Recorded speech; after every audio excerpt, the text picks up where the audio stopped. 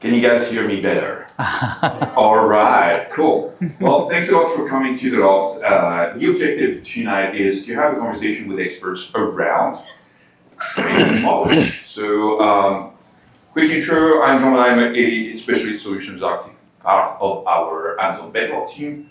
So Bedrock, for the ones who don't know it, is our foundation model platform where we do inference, where we do model fine-tuning, and where we do things like knowledge bases and everything else. And I work specifically with startups here in San Francisco.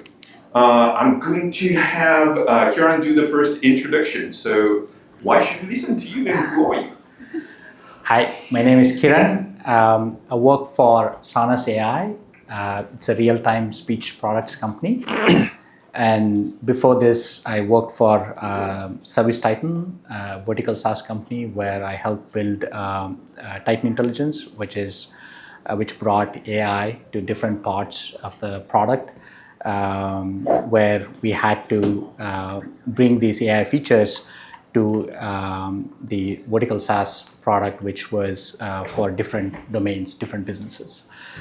Before that, I was at Snap. I led the ad targeting and audience efforts. Before that, I was at SoundHound AI, and I started building language models at SoundHound starting in 2012. And we deployed voice AI solutions all the way from automobiles to speakers and IoT devices. My experience has been both in building the core technologies and at the same time working in applications, trying to leverage these core technologies and building applications. And I've kind of gone back and forth between the two. And also, for the record, I just want to say all the opinions that I expressed today are my own opinions, and they're not official versions of the company that I work for or have worked for in the past. All right, thanks so much. Rohan, can you give us a 2-minute rundown? Who are you and why should we listen? Yeah. You need to press it once. Yeah, you can leave it open afterwards. Okay, does this work? Okay, cool. Yeah, I'm Rohan. I work on pre-training research at Anthropic. Before that, last year, I finished my PhD in language models, where I was primarily looking at language model fine-tuning and post-training and data curation. As part of that, a group of lab mates and I, we released a model called Alpaca, which you might have heard of, but if not, that's also fine. And yeah, as Karen said, kind of all opinions my own, but I'll primarily talk from sort of the open source model, like fine-tuning, post-training perspective, since that's what a lot of my PhD work is on. Thank you. Bo? All right, my name is Bo. I'm a senior director of Pinterest. I lead the content engineering team. So all the content you saw at Pinterest are owned by my team, essentially. My team does from content creation, ingestion to building ML foundation for content understanding, user modeling, to support Pinterest search recommendation. So I work at Pinterest for almost 10 years. I got my PhD for machine learning about 15 years ago. That's where I know the founder, Sean, went to school together, very good friends. That's why I come here, give a talk. I would say I probably work on NLP for almost 20 years since my undergrad. I decided I was very interested in NLP, but of course we're still doing the Markov, hit the Markov model and things like that. But I was always amazed by the past 3-4 years progress on LLM. It's really amazing and very, very excited about this. Also, again, like same disclaimer, all I said today is my personal view, doesn't represent Pinterest. All right, well, thanks so much. I thought that we both worked in NLP before it was cool. So I also did research in natural language processing 20 years ago, technology that is irrelevant now. All right, cool. And I think I'm going to start with you with the questions. So you said the last 2 years have been interesting. So I think we all got very disrupted with the GPT-3 area. Can you hone in on how that disrupted your approach to fine-tuning and what prompted a shift there? Yeah, I would say like we're always so amazed by how fast the model are evolving, right? Like I would say, we my team we build models around from web extraction, multimodal content understanding. So even in like 1-2 years ago, especially the multimodal, like the images, all the stuff wasn't very good, but every release of the new versions from GPT, from like Gemini, from Anthropic, it's just much better, right? So I think from this audience, I think going back to this topic, you gotta have very robust eval pipeline, such that you can reevaluate your approach when your foundation model get a version upgrade, right? Because that could actually have a pretty big change of how you do things, right? For example, the things that used to require fine-tuning may not require fine-tuning anymore. You got to be able to know that, right? If you have a robust pipeline, and you need to essentially, you don't like your data is your gold mine. Like you don't want to waste your old data. You want to be able to leverage your old data, but depend on use cases. In some cases, your old data becomes stale, but in some cases, your old data, you want to still getting the more juice out of it, right? So being able to have that mindset is very important. All right. So change of mindset and change of how you're supposed to apply your data there. Do you want to add something to? Yeah. So, 2 or 3 years ago, when you wanted to fine tune, you would take, say, a smaller, reasonable size model, and then you have to think about the compute you need to fine tune it and how you can evaluate. And once you have these larger models, then you ask the same question. Like you always have to start with your application in mind, and what is the customer value that you're delivering, and what is your time to market. And that's what you have to always work backwards from. And you don't start with a technology and trying to fit that into a solution. Right? What does your application and solution really need? And when you do that and you get it to market, and then the next question is, do I have to continue maintaining my fine tuning, or can I switch to an API for a large language model which might be better tuned for some of the use cases? Then again, it goes down to what does your application really need, and does your evaluation really capture everything that your application needs? If not, then you have to ask the question. Then it becomes a trade-off. It's not only a trade-off of cost, but it's also a trade-off of time to market, and also delivering your improvements. What's the cost of your next iteration? I think that's fantastic. The notion of trade-off here is going to be crucial, because you do have pre-trained models that can do fantastic things there, but when you want to do optimization, then how do you apply your data and where do you apply your data is a fantastic point. Maybe Rohan, do you want to add something there? Yeah, kind of piggybacking off the last comment for a bit. Like I think it's kind of still very underrated having a good solid pipeline that you can like run the model through and eval and like get results that you roughly trust. Like how important that is. Back when we were working on Alpaca, this is before Llama had come out, like Llama 1 had come out. And so at the time, like the best open source models were these models called OPT. I don't know if anyone like remembers them. They were like now very bad, but like at the time they were like the best pre-trained models that were like not that great. And so we were exploring like how can we get this model, which was just like this raw base pre-trained model, how can we get it to do like instruction following? Again, this is before LMSS Arena and everything. Like no one had even knew how to run evals for like what is instruction following, because it's so like open domain general. And so we built this pipeline of like using another model to like automatically grade the model responses and then produce like a final score like from 1 to 5. And I remember like when we were running this model through different OPTs, it was like roughly we get scores around 3, 3.5, something like that. And then Llama 1 was released like 3 months into the project. And so like we decided to like just drop it in. It was literally that like we had already all the data set up, the eval set up, the pipeline set up. So we just dropped in the new pre-trained model, ran the fine-tuning pipeline, got the evals, and like the score was like 4.3. On like, of course, I made a benchmark, but like we kind of believed it. And then we ended up releasing it like half a week later. So yeah, I think that was like very important for us because we saw the eval and we like kind of believed the results. We were like, okay, let's push it out. That's pretty fantastic. If I go back to maybe looking at general data versus domain-specific data, do you have any example in mind where you had to go towards domain-specific data because of accuracy or model behavior? And maybe Kieran, we can start with you on this one. Yeah, let me give kind of couple different examples. Say you're working with different verticals. You're trying to build, say, a sales ride-along or an application or an agent which is for different types of businesses. Then there is inventory, for example, or the types of products you sell, which the broader language models might not have seen that type of data, and there might be nuances of specific workflows that the larger language models might not have seen.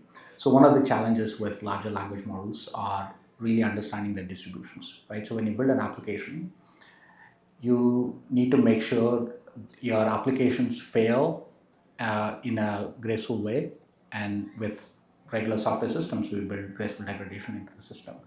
But with a large distribution like that, you don't know where the valleys are. You don't know where it's going to behave well, and it could be a cliff, and you could have catastrophic failures, right? And that's when you need to really think about how do you train your models or fine-tune your models to teach those models aspects that are really hard for a generic model to learn.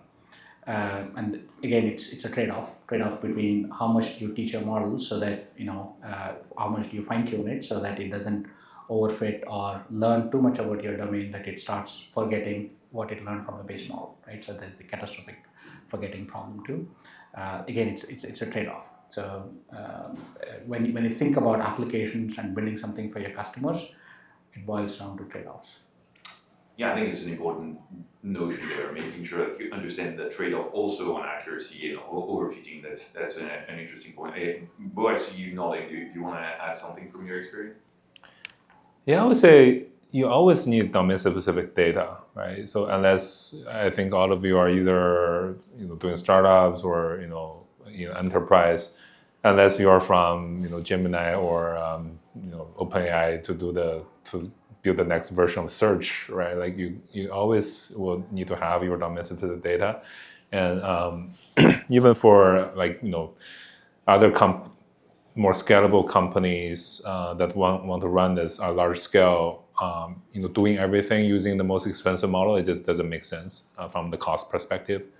It's just too expensive, right? So you want to get your high quality domain-specific data, either you optimize it for your particular application, or even when the accuracy is similar, but significantly reduce the cost, is also another important angle, right? So I would say you always at least have some domain-specific data for your applications. That's fantastic. Maybe one deeper question there. Like you said, you always need domain-specific data. What's hard in getting domain-specific data? Can you tell us what's any stories about failing on that side of getting the right accurate data that is domain specific? Yeah, I think it's you gotta really understand, because for this kind of models, it's junk in, junk out, right? Sometimes I would say just one caveat: you always need application like domain specific. But if you are really building a startup by yourself, you should probably start with prompting the general model, right? You probably don't need that. But I was talking about a more scalable application. So you always need to think about what is your final application, what is success, then think through your data strategy. Either you want to break the task into several steps, or you want to evaluate the final output. And the key challenge there is really making sure that people understand your application. I would say one learning we had was initially we thought, hey, let's just hire a bunch of contractor to do the prompt engineering, right? Then when I start to like after a couple of months, when I start to debug the model output with the engineer, with the ML engineer on my team, I was like, this doesn't look right. Like, can we do better? And then we start brainstorming, right? All the more people who understand the state of our reasoning paper, and we start brainstorm the approach, and turned out there's an even much cheaper way of, of scalable way of doing the thing we were doing, instead of like, oh, let's just hire a bunch of contractor to do some prompt engineering and then get the data so we fine tune, right? I think really having people who understand your domain and ensure not only checking the output or the label is accurate, but also having some people who truly understand how this thing works is important, right? Because I know probably for a lot of people, they think it's dark magic. But if you really get the people who understand how this works, they could actually figure out a much cheaper way of getting the thing you want, right? This is all the state of our reasoning thing is about, like, the reasoning is all hidden in the model, right? But you need to have a way to get it out. Right. I think that's fantastic. Making sure that you have actual experts that create and label your data and prepare your prompt engineering and review it is like fantastic feedback there.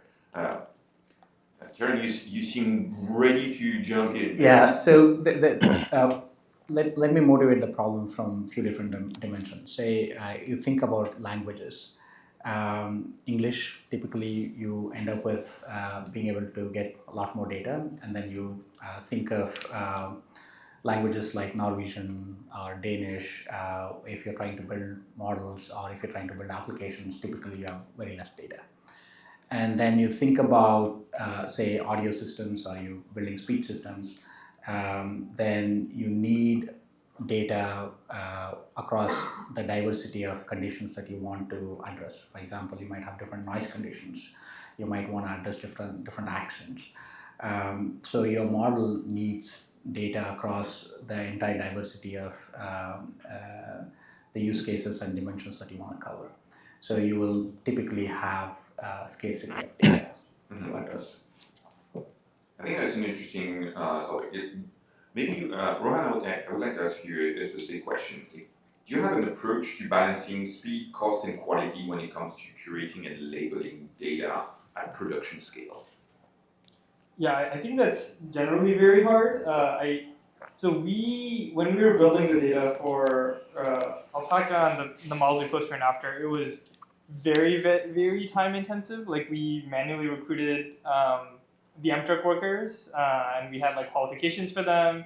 And then we realized we didn't know what an acceptable accuracy bar was for the qualification question. Like we sort of threw this together, and we were like, okay, like, now we actually have to go and like grade their answers, and we didn't know what the ground truth answers were going to be. And we also didn't know what the rough quality was going to be, so we literally just used like GPT-4 at the time to like see how often they graded GPT-4 as a way to control for the quality. But then, then we took those same responses and we fine-tuned the model on it. But like, so all of it is like very fraught, I think, if you don't spend a lot of time on your data quality pipeline. I think that's one of the big lessons. Like, it can easily sink like hours and hours of time, and like if you realize that like one small detail was wrong, then like that kind of invalidates a lot of your experiment results, and you kind of have to go back and do it all over again. So yeah, I think that like for high quality data, like having a clear vision for like what is like the types of use cases that you think people are gonna ask in the model, use it for, and like even before building like a high quality like fine-tuning data set, build like a high quality evals data set. Because that'll allow you to benchmark not only like your fine-tuned models, but also like any other general purpose models that you could use and compare them on the same footing. And especially for eval, you want that to be like low noise, very high quality. And that's like that's just very hard to find on the internet for whatever use case like you'd want. Yeah, I think that's a great element there. Evaluation is super, super critical, especially when you're building out fine-tuned versions of models, for sure. Maybe if we if we continue specifically on evaluation, I don't know about you guys, but I've seen really, really bad evaluations, and I've seen good ones as well. How do you tell the difference? I don't know if Bo, you have something to tell us there about what's a bad evaluation, what's a good one, or how to make a difference there. I think the best evaluation is something that can directly measure your final product experience, right? Let's say you try to build anything, because in the end, the AI is the means to an end, right? Like ultimately, we're building AI product, not AI itself. Finding the evaluation that's truly aligned with your end user satisfaction is important, but then sometimes it's very hard, right? So you need to kind of balance.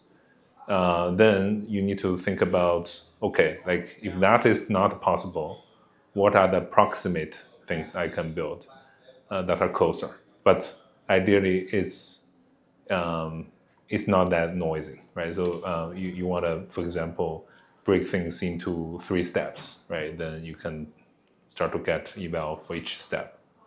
Then ultimately, if the three things all work, that will lead to the final output, something like that.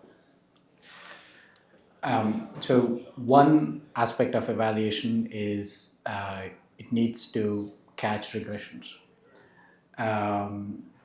When you typically build a model and then you have evaluation sets, you typically don't have one evaluation set. You have multiple evaluation data sets. Each one caters to different aspect that you want to capture. And then say your next iteration of your model.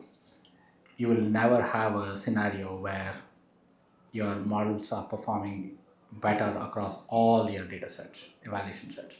You'll always have a scenario where it's better on some of these, it's worse, a little bit worse on the other cases. Then you have to look at the errors and say, hey, do I push this model out or not? And the evaluation sets also have to help you iterate faster and give you high confidence that when you actually push it out into production, the use cases that you care about the most are working fine, and then if there is an issue, you will be able to react to it much faster and fix the problems. And it's a little bit harder to fix problems when you have model problems than, say, fixing in a software. Then you have to really know what kind of data augmentation you might have to do, or you have to train longer, or what kind of changes need to happen. The other aspect of evaluation is if you have really long training cycles, then can you have evaluations at different stages or different parts of your network, for example, so that you don't end up, you know that you are directionally in the right path. Because if you early evaluations tell you that, hey, it's not going to converge or it's not going to give you better results, there's no point in continuing that expensive training. So you're blocking the GPU resources, you're losing time. So all of that could be used to rethink your experiment. Yeah, I think that's perfectly right. The notion that you do evaluation at multiple stages, so during your model training, after your model training, and during live inference of your model is absolutely right. Rohan, you introduced the notion of model as a judge before, so maybe you want to add something on the evaluation side as well? Yeah, I think one pitfall that I see a lot of evals is that for example, the questions are good, but then there's no automated grading. It's sort of plug in these 5 prompts and then just look at it and see how well the model response is. I think often if you're paying very close attention, that can work. But the problem is for things like this, you want to catch immediately if there's any sort of regression, or if there's any signal either way. You just want to have a very quick did this move the needle or not? And I think basically automating all your evals this way, so you can get it's fine to have 100 eval sets, but at least if you can have a single concrete number from each one of them, that will just simplify everything a lot and make hill climbing a lot easier. Most of research is hill climbing anyways. So I think LLMs as a judge is a very good tool for this. There's a few ways to do it. The nicest way that I found is, so often you're building, so you're training this model on some specialized domain. it's hard to get a judge in this case that knows everything about the domain, because you want a judge that is like sufficiently powerful, such that like sort of like your incremental like next model versions are not going to be better than the judge. But then you also want the judge that has enough information about the domain. So giving the judge access to like the ground truth information or additional context that the model will not have in a typical like the deployment case is a very good way to like make the judge more context aware and more powerful, such that I can like more accurately grade, on a scale of 1 to 5 or something like that, like how good the model response is. I think that's a great point there. Making sure that your judge is providing you with actual accurate evaluation metrics that make sense, and make sure that you have the right data there is absolutely crucial. Yeah, and it's not that hard, because like you can ask most language models to just give a score on a scale of 1 to 5, and like the actual number doesn't really matter. All you care about is like the signal to see if it's going up or down. I think that's a great point there, and maybe I'll turn to you on this one. But how do you think about classic labeled data fine-tuning versus reinforcement learning? And I don't know if everyone is familiar with the notion of reinforcement learning. Like, if you're not, can you raise your hand? Or okay, I'll talk to you afterwards, because you're either the only one that's courageous enough to raise your hand, or everyone is pretty like happy with the concept. Really, the notion behind it is super simple. Labeled data, you have data that you can directly train on, and reinforcement learning, you have a score and you have a reward function. But how do you think about classic labeled data versus reinforcement learning in your fine-tuning pipeline? I would think about two aspects. One is accuracy, one is volume, right? And this case by case, right? So in some cases, the final reward is very clear, right? Like coding, right? Like it's right is right, it's wrong is wrong, right? And you can get it at large scale. In that sense, and in those applications, if the intermediate step is actually difficult to evaluate, then it's probably better to just go straight to RL.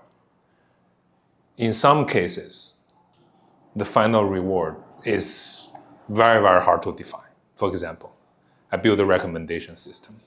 What is the reward function? There's no way. There's no, like, it's really hard, right? Like nobody answered that. Nobody know that problem in the recommendation industry. And it also, in some cases, it can be really rare. Like it may not have a way to get a large scale reward function. And or it is the reasonings are too complicated, too long, and that you want only like the final reward, use it to do the RL. It's not very efficient, right? Like because the reasoning chain is so long. So you might want to break things down into a few key steps and think about more traditional evaluation mechanism for those intermediate results.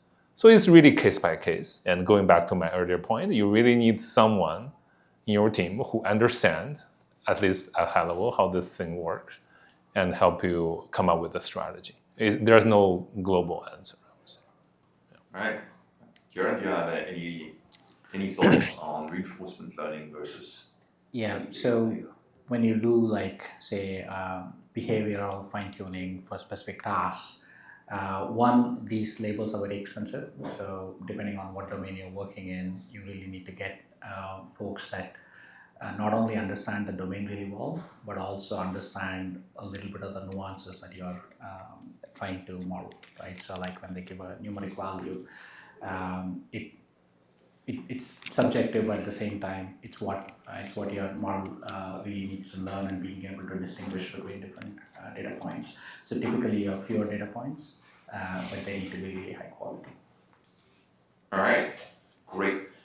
I want to pivot to a slightly different topic now. How do you feel about synthetic data versus human-created or application-created data? Maybe, Rohan, we can start with you on this one.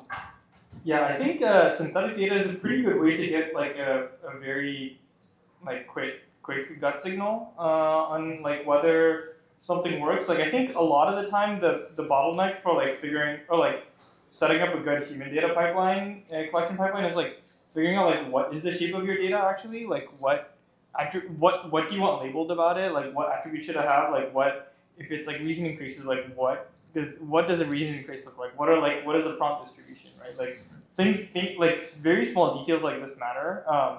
And I think a lot of this stuff like it's very hard to like do this test with like actual human data because you know you're gonna do multiple rounds and it costs a lot. And the latency is very long. So mocking things up with you know just by prompting and generating synthetic data is often a pretty good way to get a first order approximation for like what you think is correct, or like the general shape of the solution. Apart from that, I do think that like for specific domain stuff, like getting proper annotated high quality label data, like especially with this stuff, I think like the quality matters a lot more than the quantity, and so getting like data that is correct is a lot more useful. A lot of the early papers on fine tuning Llama 1, 2, and 3, they all had like very similar conclusions that like you know even for like instruction following, you could get away with like order of like thousands of like examples. And one paper even had like I think 1,000 or 2,000 examples that were pulled from textbooks, so like high quality stuff. And so if that's enough to sort of like put the model on distribution of stuff that you care about, then having like a small but like really high quality like you know manual label set is very important. Yeah, I think the other big difference also is that it also matters like what the delta is between like the distribution you care about and the distribution the model has been trained on. So usually if it's like a pre-trained LLM, like it's like trained on a lot of text data and like you know code data is like plentifully available on the internet, and so like it's like pretty much lower chances that like you have a very specific coding niche that like doesn't exist on the internet, and like that's the thing that you should go collect human data for. But it's much more likely that like you have a custom like multimodal data need, like for images or audio or video or something like that. That like basically all the multimodal data on the web is like very very poorly labeled, and so there's a huge delta between what exists on the internet and like what you can get manually labeled. I think that's super interesting. I want to piggyback on two things there. I think it's right that synthetic data cannot be a full replacement. There are some use cases where I found that synthetic data is fantastic. One, when you're doing model distillation, so if you have a pre-trained model that does something really well, but it's too big for your price model, using that model to generate data that's then going to be used to train the smaller model is a great strategy. It works really well. And to your point, it's very targeted and it works with your distribution pretty well. The second thing that I would pull out for that specific use case is debiasing data. Like if you know that your data has a huge bias, all the locators are males, all the topics are on that specific subject. Using a model to debias your data to then do fine tuning is also a winning strategy from what I've seen. Bo, I see you agreeing. Do you want to add something to that? No, I think like especially for a much scalable company, like its cost is a big thing, right? Like all this OpenAI, all this Gemini's model are very expensive, right? Like you might want more bigger model, expensive model to like as a teacher, and then there's a very obvious trend of all the open source model are getting much better, especially like QN, all these models, right? Like they're amazingly like catching up, right? Very very good, and they're free, so you can just take that as your inference like model to fine tune or distill, and then use that for your large scale inference. That will save you a lot of cost, instead of paying like OpenAI for every request of your inference, right? So I think it makes sense. Do you want to add something? Yeah, so say you're thinking about speech models or acoustic models, then imagine an acoustic environment. Say folks are driving in a car and you have different noise environments. So somebody has rolled down the window, you have different noise environment, driving at 10 miles per hour, 20 miles per hour, 30 miles per hour, different noise environments.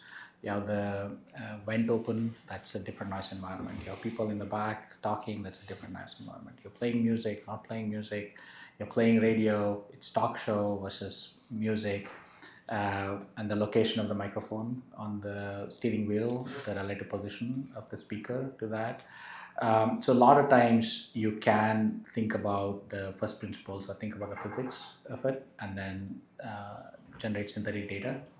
And similarly, like different spaces, this space has very different acoustic profile depending on the reflecting surfaces. You have glass that has very different reflective properties compared to like a rough surface, which might absorb some of the audio. So there are so many of these different conditions where you want your models to generalize, but it's very difficult to collect data in all of these different variations. And also it has diminishing returns, right? But you want your models to learn these. So it's a lot of times it's good to kind of augment with synthetic data. I think that's super interesting. In the end, you're talking about adding noise to your data, not adding additional like signal, but additional noise to make the model better at differentiating signal to noise, which is, I think, a super interesting model.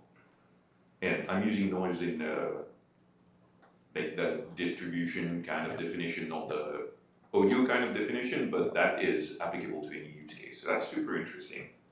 All right. We've talked about evaluation already. So maybe I want to go to each of you on if you had to scrap everything and rebuild a new fine-tuning pipeline tomorrow, what would be your first 3 moves?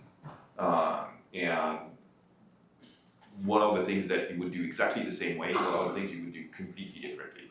Do you want to get us started, Kieran? So with fine-tuning,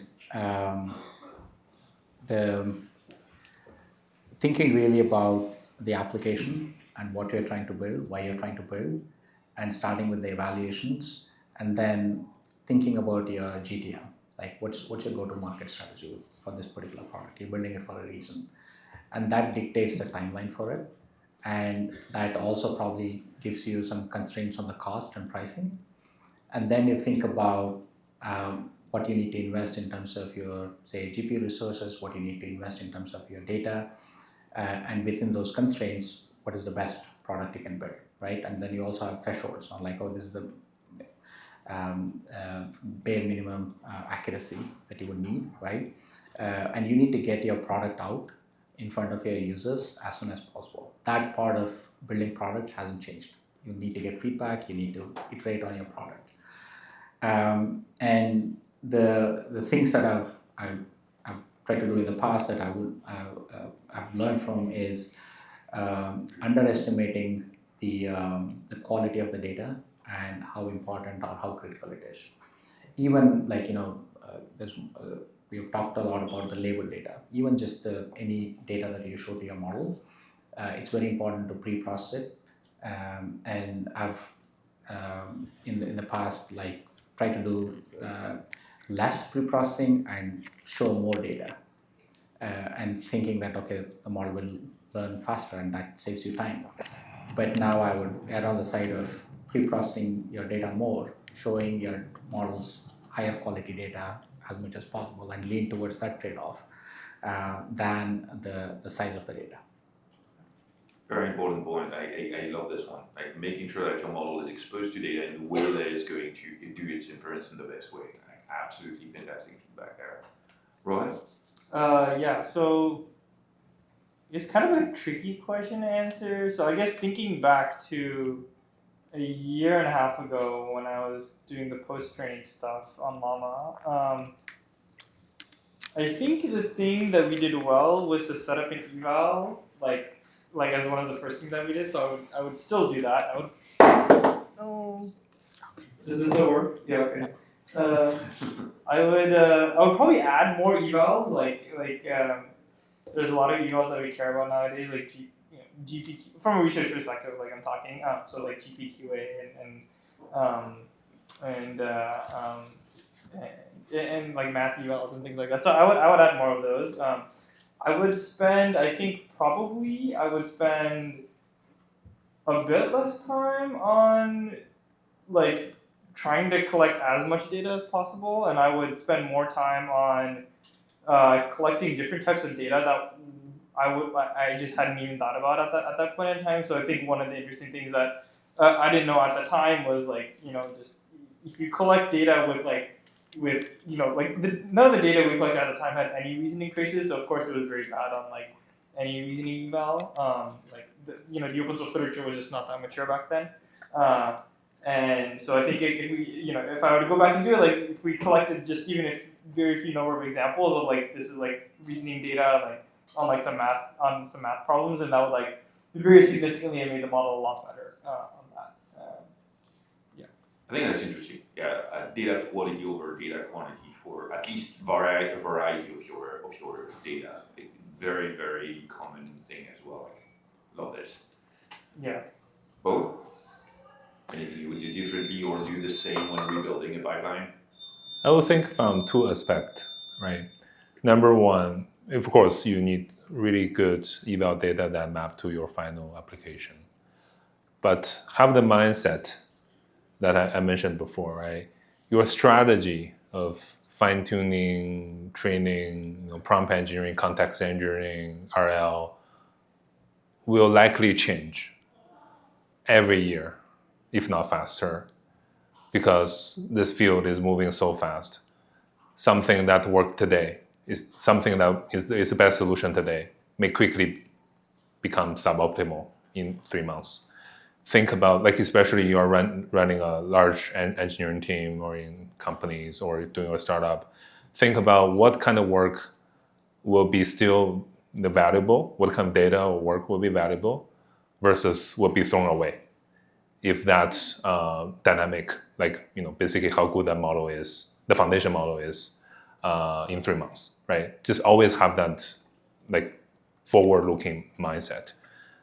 Another aspect is from the cost perspective. If you are building a very large-scale application that require a pretty expensive cost, think about, again, same problem. The cost of the foundation model, bigger model, smaller model, open source model, closed source model may change dramatically every 6 months. Think about what things will be the same, what are things that will be thrown away work. I don't know all the applications for each individual of your company or team, but I would just say keep that in mind, right? All the things you build today will likely become obsolete, but there's a way for you to build more future-looking, forward-looking solution that can make it very easy to swap to the latest model and rerun the whole thing, right? I would say that would be my suggestion. I think that's great. I am going to answer that from the AWS perspective, that what we see customers doing well and where we see customers struggling. There's a lot that resonates in what all three of you have brought up. One thing is evaluation. Evaluate. If you don't have an evaluation data set, if you're not able to get metrics onto how well you're performing against a specific use case, you're basically not going to be able to see when your accuracy goes down, or when your accuracy goes up, so you're not piloting your application. The second thing is apply fine-tuning where it makes the most sense. Don't start with fine-tuning, start by demonstrating with pre-training models how far you can get the accuracy, and then use fine-tuning with the right data as a way to optimize your accuracy for specific use cases. And that works fantastically on most of the time.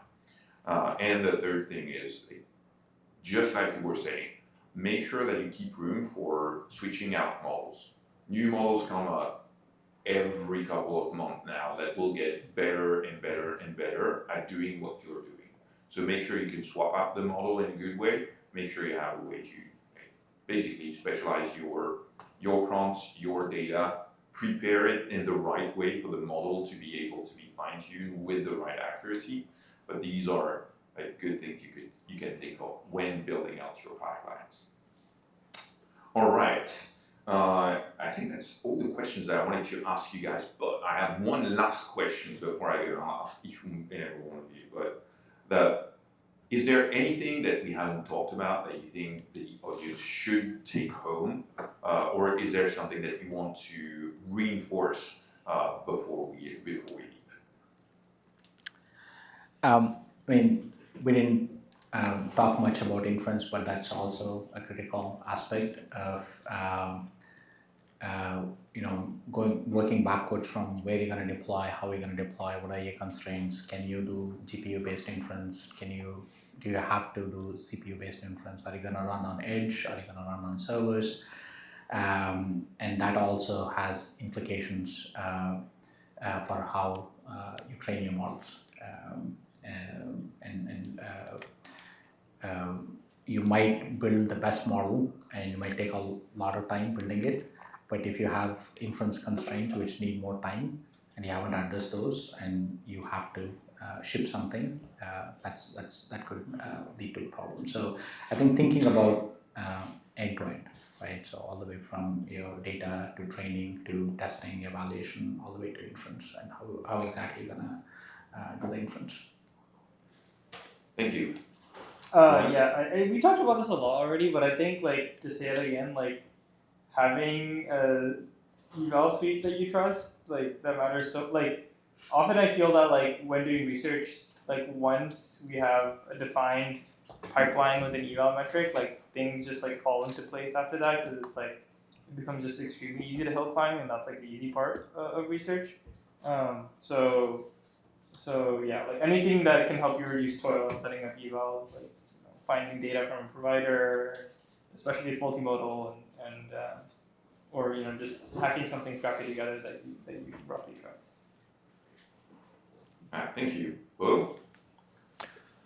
I think I already summarized in my previous question, but I think if you are doing a startup, right, I think the key is really your data. The data is your, what to keep you unique. Anything you want to do, think about, all those big players, right? Because their goal is just to dominate everything, I guess, right? So their model want to become good at everything, but ultimately, if you can find some data that is really hard to get, then that is your key to be successful. All right, awesome. And from my side, I would say like we've covered a lot of ground here, but really making sure that you focus on specific use cases is going to be super important. Like trying to make the models better at everything is not the right target. So figuring out what is your use case, what data will make the models better at doing that particular thing is super critical. And again, evaluate. One last thing is, right now there are solutions that come out all the time, and there are fantastic managed solutions like the Sahara sort of solution that you do labeling of your data without having to reinvent the wheel every time. Same thing goes with models. You don't have to recreate your own models. Fine-tune models rather than recreate them. Use pre-trained models rather than fine-tuning. Go as simple as possible until you need to add more complexity to your solutions. All right, I think we have maybe time for a couple more questions from the audience. Does anyone have, there's already a hand raised all the way there. I'm not going to have a mic, but if you want to shout out and we can repeat the question. So there are so many use cases where you don't have data available. For example, there are like AI therapists popping up, but then you do not have any such data. Like it's like so much personal. Or like for example, you're eating something like your food plate. You don't have so much data available for all those things, like how, or like what do you do for that? Like what kind of how much synthetic data can be useful to train those things, and how you can train tasks for those kind of scenarios. Okay, let me try to rephrase that. So you're looking at the scarcity of data on specific use case. You're saying, well, we're looking at so many use cases, and there are use cases where, well, there's basically no data. How can you apply things like synthetic data to solve that type of use case? Does anyone from the panel wants to take this one? Yeah, so the way I would look at it is you need to solve some part of the problem that's exciting enough for one of your customers to become a design partner for you. And you have to work with them closely and then work with their data and demonstrate better value. So having design partners who can also give you access to data is super critical, because the models are available, right? So the lot of these small problems that you solve, knowing exactly the nuances of the specific domain that you're solving it for, and that's what's the value that you're going to build, and that's going to be your moat. Awesome. Cool. So I would say there's always a way to get the data. You just need to think hard enough. And in some cases, let's say you build a new startup that nobody uses yet. Think about you can behave as the user, right? You manually label some data, then build the feedback loop, right? Build the flywheel. Build something, release it. Start to think about when you roll out a new application. Don't only think about the fancy AI, think about the logging, think about every component. You need to get the logging right such that you can log the user behavior. Then you can either use it as the RL or think about how user give you the feedback at the individual step. Then that becomes your data, right? So my question is, I think there's always a way to get the data, right? You just need to figure out the path. All right, awesome. I have a question from the back. Yeah, kind of aligned with what he's mentioning. So because you guys always mention good quality data is important. So how to decide the data is really good quality and without overfitting? All right, let me repeat that for the recording. So how do you decide when data is really good quality and how do you avoid overfitting? Correct. Rohan, do you want to get us started on this one? Yeah, sure. So it's hard. There's no perfect answer to this. I think one good rule of thumb is to have the data generation pipeline for eval be separate from the data generation pipeline for actually training the model. And because there are a lot of spurious correlations and features that can show up, and if you have both, if you have the same pipeline for both, then they will be present in both, then that's something that you won't necessarily pick up. So having separate pipelines can solve a lot of confounders. Other than that, of course, there's sort of the reasonable things where it's if you have control of the pipeline, then or even if you outsource it to a vendor, doing your own sort of quality checks and stuff on top, to make sure things look good. Other than that, the couple times I've tried in the past, honestly, the better data just ends up having better eval scores. So that's also a fine way to Yeah, I think that's a good point. To piggyback on what Carol was saying before, build your flywheel. Bring the feature to the users and let the users decide when your data is good, when your model becomes good. Having good evaluation, absolutely. It doesn't mean showing your product to your users.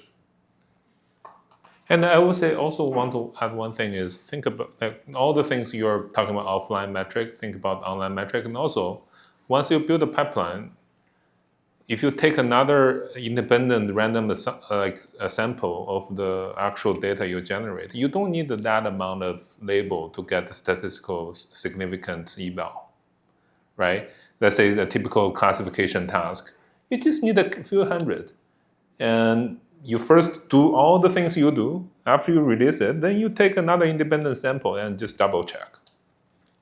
For more complex stuff, that may be more complex, but you get what I'm saying. Have another independent random sample. All right, we're going to take one more question, and I have to make a decision, so it's going to be there. For the people who want to ask questions from the panelists afterwards, you can come and find. Thank you for the talk. It was very insightful. My question is about edge cases.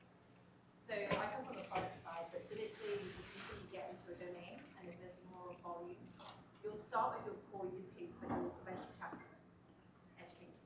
So I think one part of it is, are they worth solving for through the AI solution as well, or is it how to balance that, getting it right enough, the training data versus everything else you're paying for?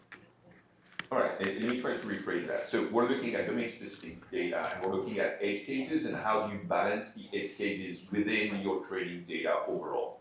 So who wants to take this one? So I like to think from the product perspective. So for me, model is one component of the overall product. So ultimately, I want to deliver the best possible experience to the customer. And if that means I do something after the model inference, and I do some post-processing, and I deliver the right value, and I build guardrails, right? So a lot of the edge cases could be cliffs where you might deliver a really bad experience for your customer, and you might lose a customer might churn.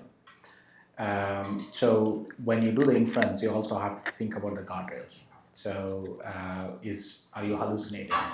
And how do you, what experience do you deliver if you know you're hallucinating? Can you catch hallucination in real time? So that's one part of it. And the second part of it is if you can fix it with better quality data, you need to invest in that better quality data. And second important thing is making sure that you can cache those. So cache those before you release. After you release, you need monitoring of all of your inferences so that you can catch drifts, you can catch hallucinations, and you should be able to do that in real time. And product should deliver good experience. Either it's a function of your model or something else you have that looks at the model or inference input. Yeah. I want to add one thing is two things, right? Like one is we talk about RL, think about your reward function. What is the worst case when the edge case failed, right? Up to your application. Like you say, give you know what I'm gonna say. Like if you do a self-driving car, you go to edge case, it caused a accident, then absolutely you gotta solve the edge case. If you're building a recommendation system, just this one user who speaks a very unique language that nobody speaks, then maybe that's not that important. Another thing is look at your data distribution. Sometimes the edge case is long tail. There are a lot of different edge cases, but they sum together can actually be pretty significant. Could be 30%, could be, I don't know, like 40%. Then you need to have a way to force your model to generalize to different. You don't have to solve each individual edge case, but you have to do the right data sampling such that to force your model to be able to generalize on those edge cases, right? So I think that's the two things. Yeah. There's maybe one additional thing there. So it depends on the use case, and I love your approach there. Managing correctly your use case also depends on how much tolerance you will have to handling your use cases wrong. In specific cases where your edge cases can be related to something that is a set of rules, using your symbolic approaches where you have a symbolic model that takes care of managing the rules themselves and checks the answers from your neural models might be a great way to do that. If you have any questions there on your symbolic AI and what we can do with automated reasoning, feel free to reach out to your AWS team who have solutions there. And that is all we're going to have for tonight. Thank you so much for coming. Thanks to our panelists.